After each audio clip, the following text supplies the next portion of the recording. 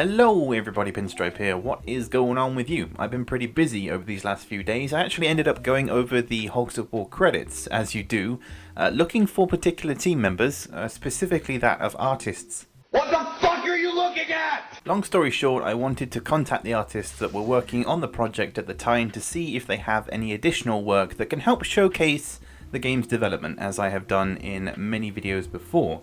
Enter Mr. Martyn Rotherham, who responded to me with what I could only consider to be a goldmine of content that has actually helped me fill in some of the blanks regarding the earliest version of the game. Okay, so do you guys remember the 6th episode of my Hogshead podcast where I tried to analyze an image that showed possible screenshots of the early version of the game?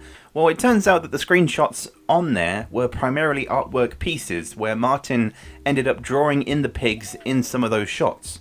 Some of the images appear to be a combination of both artwork and in-game elements, where the two have kind of been spliced together just to make the image more exciting and provide more interesting character poses.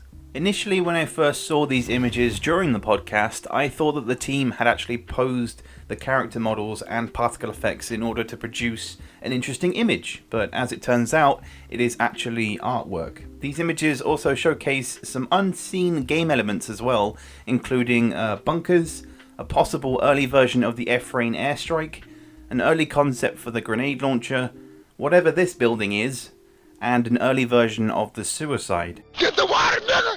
It's going down!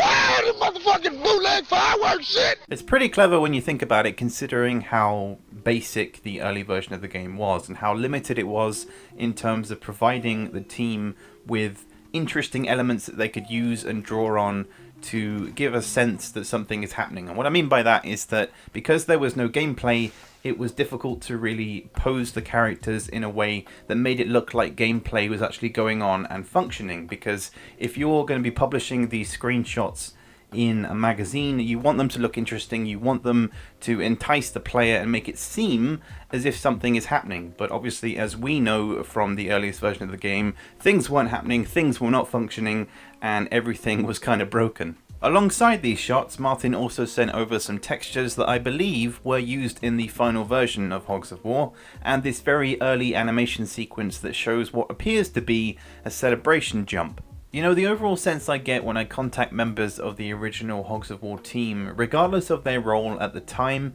is that it was a very long time ago and that to them it's difficult to really remember certain details about the project. But ultimately, that is what spurs me on to contact these people, to talk about the game with them and see if there is anything that can be offered to help showcase every design decision and change that went on over the 3 years of this game's development.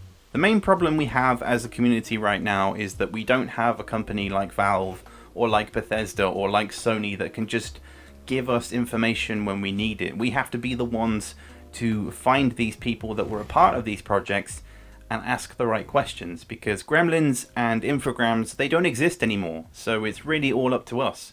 At this point, you guys know my standpoint on the community as a whole and what I want to achieve going forward, and that includes, you know, continuing to showcase all the unused content, because I've barely scratched the surface. I have a huge list of videos and content to make, so I just want to reassure you as well that there is still a lot to come. I know that I've sort of been branching off into other areas as well, like music and lo-fi and multiplayer, and you know, there's just so much going on, it can be difficult to keep track of. But for new people as well, because the channel is growing, hello, welcome, I hope you can stick around. There is a lot of unused maps and assets and things that I will showcase in future, and I must also give a shout out as well to Martyn Rotherham, because without him and without his archives, I guess, of these early screenshots and artwork pieces, we wouldn't have them. So please do check out his work. He is of course an artist and illustrator. He works in 3DS and does a bunch of other things as well.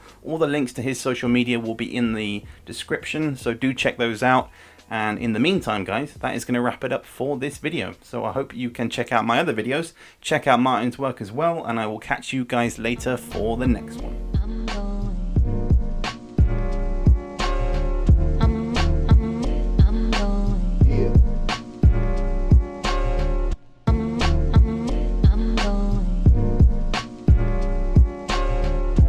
Destination going